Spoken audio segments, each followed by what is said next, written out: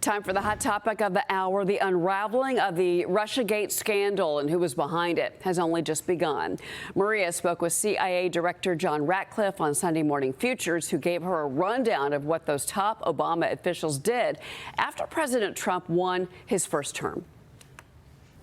During that 4-year period of time, think about the countless interviews that Barack Obama, Joe Biden, Jim Clapper, James Comey, John Brennan gave to the public, and testimony that they gave under oath about how Russia was involved in our election. And not one time, not a single time, did they ever reference what became verified intelligence, a Hillary Clinton plan. Verified, Maria, because in 2020, Hillary Clinton's own campaign manager took the oath under penalty of perjury in the trial of Michael Sussman and was asked about this plan and said, yes, there was a plan, and Hillary Clinton personally approved it. So all they did was talk about the fake Steele dossier, but never talked about the true intelligence, the true origins of the Russia collusion hoax, was that this was a Hillary Clinton campaign scheme. Yeah. Really incredible. The director went on to tell Maria there is more intelligence to be declassified, and soon. The underlying intelligence that I have spent the last few months making recommendations about final declassification and sent that to the Department of Justice that will come out in the John Durham report classified annex. And what that intelligence shows, Maria, is that part of this was a Hillary Clinton plan, but part of it was an FBI plan to be an accelerant to that fake Steele dossier, to those fake Russia collusion claims, by pouring oil on the fire, by amplifying the lie and burying the truth of what Hillary Clinton was up to. And you're right, Maria. John Brennan testified to John Durham in August of 2020. He also testified to the House Oversight Committee in 2022. Hillary Clinton testified before John Durham under oath in 2022. James Comey testified before the Senate committee in September 2020. All of that's within the last 5 years.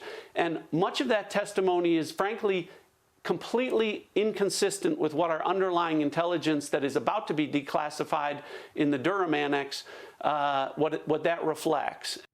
Ratcliffe also explaining why he believes these former officials will not be protected by the statute of limitations.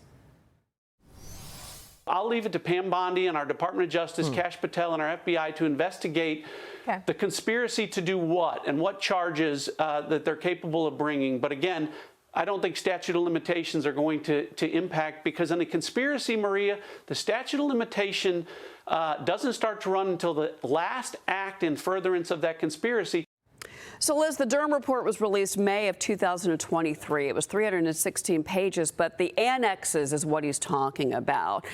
These are things like references and footnotes. There might be some declassified materials in there, legal standards, interview summaries. So that's kind of the next, I think, moment in this story. Yeah, and I think what people need to realize that, first of all, I think many of us are surprised to find out that that dropped only in 2023. I mean, it seems like everything happened 10 years ago. No, the Durham report is actually really recent, and it happened and it came out during Joe Biden's presidency, meaning basically nobody did anything with it. And I think that what we're going to watch here pretty carefully is, what does the media do about all this new information? What do they do about the fact that we are targeting, we meaning the people on the right, Republicans, are targeting those people, Brennan, Comey, Hillary Clinton, Barack Obama, who are still very much in the public eye, still very much out there as authorities in their party, credible interview contacts, et cetera, et cetera. And I want to just, here's the New York Times read on what dropped a couple of weeks ago. CIA says its leaders rushed report on Russia interference in 2016 vote. No, that's not really the upshot of all these revelations. It's not that they rushed the report, it's that they lied. Yeah. And I think, Americans want accountability. I sure hope we get it, because these people have, again, it's not old news. These people continue to lie to the American people about what went down. Greg.